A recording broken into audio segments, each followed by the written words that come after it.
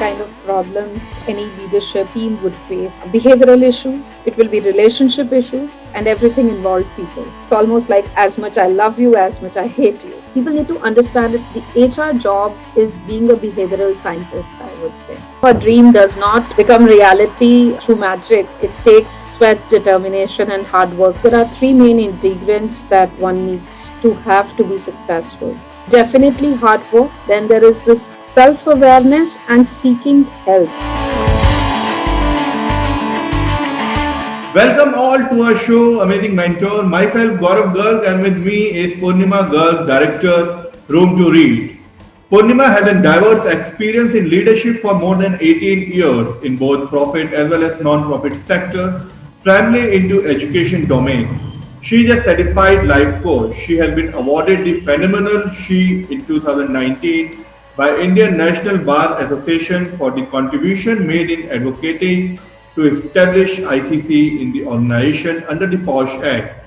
It's a pleasure to welcome Purnima Garg to our show. Welcome, Purnima. Thank you so much.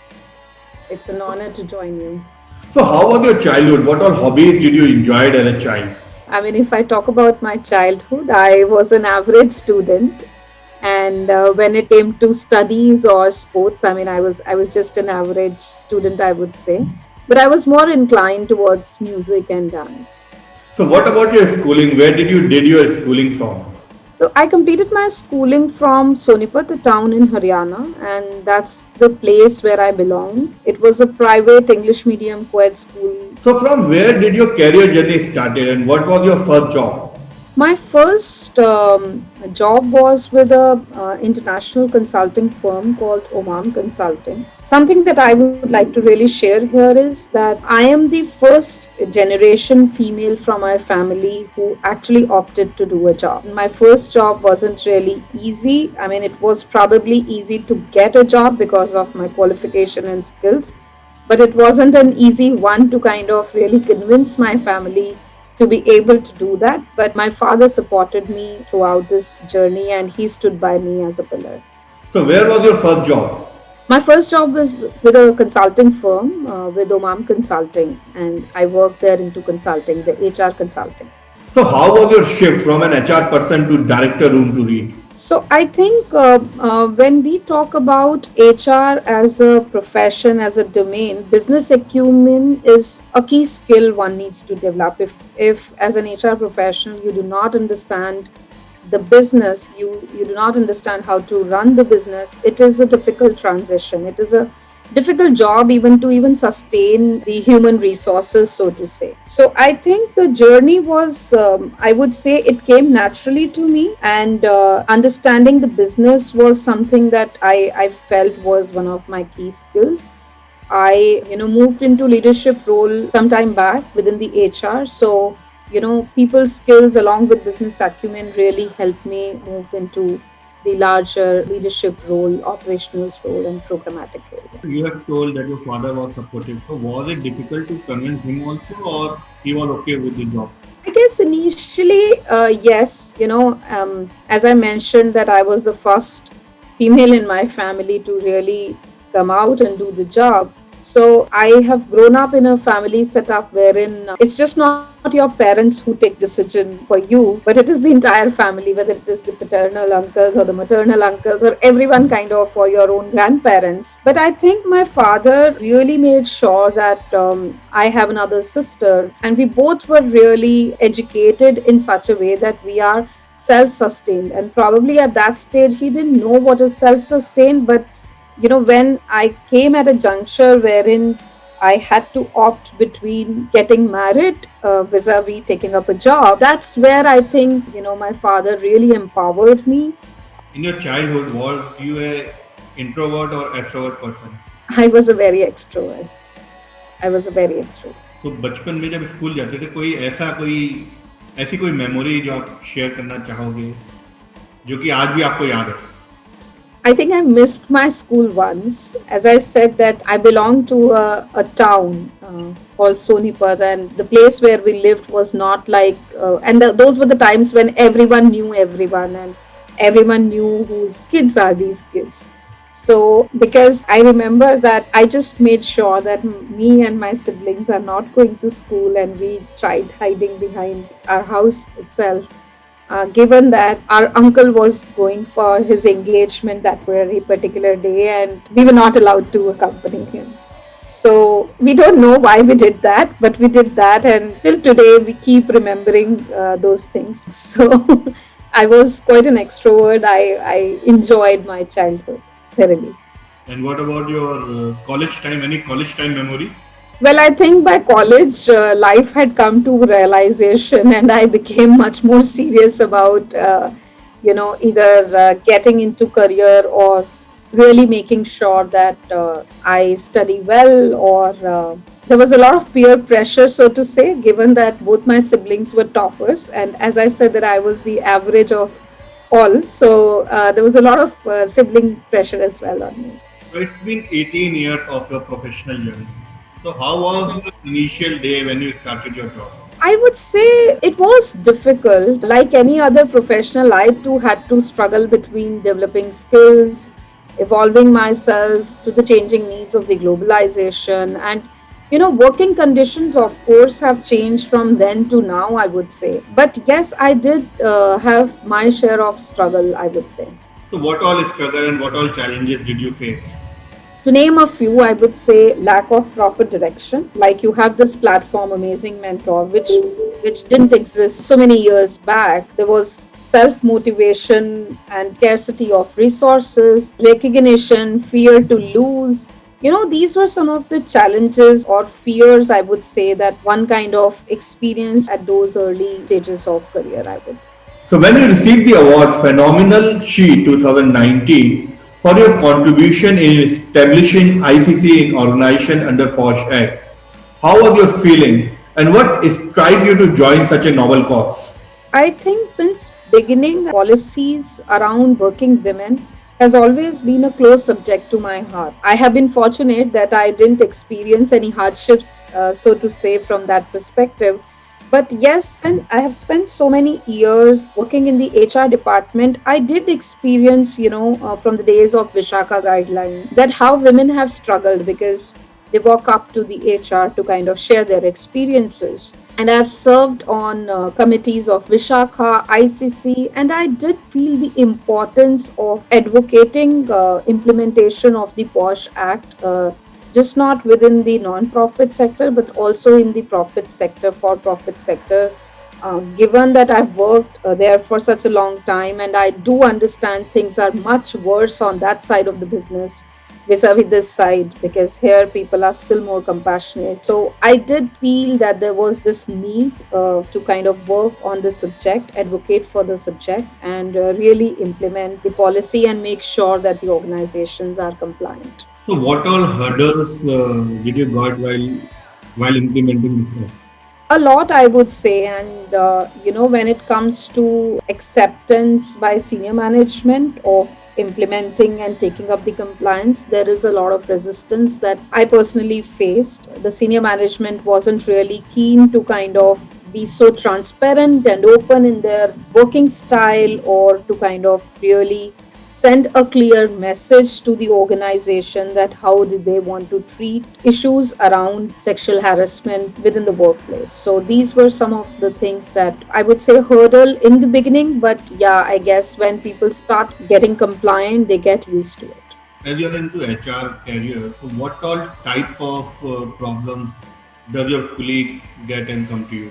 And what all solution do you give to them? I always believe that can write a book on the kind of things that we hear and things that we give solution to, talk about problems. But I believe, people in general, if I talk people behavior and relationships in general are very connected, and problems, whether it is a workplace problem or it is a personal problem, it is purely because of these three main elements, I would say. Typically you can just weave around a newer problem with these three elements. Every situation will have these three elements for sure in it. So I think solution is always, and rather I would not say solution. The first stage is always to have a patient ear, and that's like a SOS first stage that one needs to really be doing, but at the same point in time to be unbiased and to be able to handle that conflicting situation is the key, I would say. So, what are those three elements? Can you elaborate on those three elements? I talked about people, behavior, and relationship. Typically, if I try and categorize the kind of problems any leadership team would face or any HR team would face, would be typically from, behavioral issues, it will be relationship issues, and everything involved people. There's always a you and me, there's always a team, there is always I, there is always a we. So, that's why I always say these three elements kind of go hand in hand. So, problems will always be around that. And every time there will be different situation, there will be a newer type of problem. Whenever you and I will change, the problem will change. It will take a newer shape, it will take a newer form. But at the end of it, it revolves around these three elements only. So, one either needs to watch out on their behavior, one needs to either watch out on the relationships that they have built. That's what I always say, it's a triangle, it's a love triangle between the three. And when, it's almost like as much I love you, as much I hate you. So the conflict is all around that. Relationship with one team member is more, the other team member is going to feel that there is a behavioral problem. So it revolves around the three elements, I would say. So, what would you suggest? What all quality should a person have if he or she want to opt HR as his career? Well, for an HR profession, I would say that it's very important that you have a calmness and peace within you. You should be very, very high on self awareness. You should be having a high emotional intelligence because you are dealing with, again, people and behavior. These are very intangible things that you are dealing with. So you need to be very, very high on emotional intelligence, I would say. And yes, you have to be people's person. I mean, if you are not a people's person, I have heard so many interviews in my entire career. When I especially interview the newcomers when they come, I would ask them that why you want to opt for an HR job. And this is one typical answer I've always heard and I always laugh about it, which is that they would say, I like talking to people. And in my heart and mind, I would tell them that that's what you're going to hate most. So, people need to understand that the HR job is being a behavioral scientist, I would say. You need to understand behavior, you need to understand people. Loving to talk to people, probably take up a call center job, I would say. You need to love behaviors if in case you want to be a successful HR professional. So, any mentor? Do you have any mentor in your life? Oh, yes, I do. I met him in my second job. His name is Mr. Subhash Bansiwal. He was our department head, and since then, I think he's been mentoring me, and I've learned immensely from him. So, any decision in your career which you regret? Every day of my career has taught me something. So, none, I would say. Every decision and action that I took has taught me a great deal, I would say. So, what all lesson have you learned in your journey till date? Lessons are way too high, I would say. I mean, life lessons can be difficult to learn, and they may require acceptance and change, which is the most important thing. And we could learn from our work, and we could use those to improve our personal life, and vice versa, I would say. But if I have to highlight, I'll talk about three most important things that I think are the lessons. One is focus on developing and using your strengths, because many a times I've felt it's just not your supervisor, but you yourself need to focus on your strengths. And the second lesson that I learned, which was, of course, after a lot of rut that I learned, was work until the work is done. So I think that's another important thing. And trust the power of failure, because I think I learned the most from my failures than from my success. So don't stress about the failures is what I keep telling everyone. With no mistakes, there would be no opportunities. So mistakes are opportunities, failures are opportunities. So these are the three most important lessons, if I have to say. Nowadays, it has been seen that the young generation keep on changing their job too frequently, because of promotion, because of money, or in search of shortcut to success. What would you suggest? Are there any shortcut to success? Well, no ways, there are no shortcuts. As they say, a dream does not become reality through magic. It takes sweat, determination, and hard work. So, definitely, there are no shortcuts. So, as an HR person, what would be your suggestion? Sticking to a particular job for 10, 20 years or frequently changing your jobs? And what would be the ideal years a person should stick to a particular job? Well, I think there is no one solution that fits all. The only thing because of which I have ever taken a decision either to switch a job or to look for another job is mainly when I felt that my learning has stopped. And there is a difference between learning and promotion. Many a times we have seen young people getting confused between these two. So if the learning has stopped, I think you need to look out for that newer skills that you can harp upon. So that's the most important thing I would say. And the skills, I mean, I have been working in Room to Lead more than 9 years actually. And I have grown, I have learned immensely here. And I also had such stints, shorter stints, wherein my first job was only for about 2 years and then another one for 2.5 years. So, I too had that kind of stint, initial career stints, but at the same point in time, as I'm saying, that one needs to always have that internal satisfaction and happiness in terms of if you are being able to learn something, because it's just not the salary that we earn at the end of the day. It's how we grow professionally and as well as personally. So, as an HR person, what do you look for in a resume? Would really depend, but I look for honesty, I look for skills, and I can make out from a resume if it's fake. So, was it a planned move to leave profit-making organization and shift to non-profit-making organization and continue your career there? That just happened to me. I mean, it wasn't a planned move, I would say, but it just happened to me. I moved into this sector, but my domain remains same, what I used to do in corporate, which was initially HR operations. So that's where I kind of started my journey with nonprofit. But I continue to be here from last 10 years now. So tell us about your organization Room to Read and what all activities do you do in this organization, and if an organization or a person want to do some CSR activity with your organization, how can they contact you? Sure. So, Room to Read in India was established in 2003, but it's been 20 years globally when we were established. And if I have to really put it in simple language, we work on early grade literacy, wherein we set up libraries in government schools across India. We work in 10 different states. And we work with grade 1 and grade 2 children to develop their reading and writing instructions.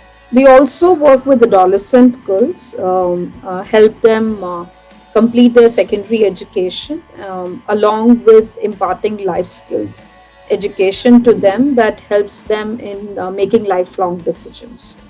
So, this is the overall portfolio of the organization. When it comes to joining the organization, of course, there are multiple ways. We do hire people in our programs because, as I said, that we have our program in 10 different states, and of course, we need workforce who could do a direct implementation of our program. We have staff over 550 employees in India itself, and you can join as a volunteer, you can join for any full-time job. We do hire people from social background, people who work in education, specifically on early grade education system, elementary education. Now we even hire people who've worked on gender equality programs. So those are the ways that you could join and work with us. When we talk about the CSR, of course, you can really take up any of our project and donate to make sure that a child goes to school, because the ultimate motive is to make sure that the education endures for these children. Tell us about the vision and mission behind Room to Read. Room to Read envision a world in which all children can pursue a quality education that enables them to reach their full potential and contribute to their communities and the world. So we work practically in low income communities, work with children, young children and adolescent girls especially, wherein we encourage reading habit, promote reading habit among the primary school children and support girls to complete secondary school with the relevant life skills to succeed in school and beyond. What all advice would you like to give to students who are initially starting their career as an HR as a profession? There are three main ingredients that one needs to have to be successful. Definitely hard work. I think we all have heard hard work at different stages of our life since childhood. Then there is this self awareness and seeking help. These are the three most important things that young generation should be really keeping in mind while they are looking at establishing their initial career. So young generation is too confused while they create their first resume. Some create too long resumes, some create shorter resume, and they keep on changing the length of their resume. So as an HR professional, what would you suggest? What should be the length of the resume? Should it be a long 2, 3, 4 page resume or should be a shorter and crisp 1 page resume? So I think, of course, shorter the better. And why I say so, keeping in mind what a recruiter is doing. Please remember, a recruiter is sifting resumes. There could be more than 2,000 resumes in a day that a person is sifting. And they are just looking for those key words that are key essential skills that are required for that job. They're not really reading your resume. And it will get into their attention if it is short, it's brief, and it is just apt.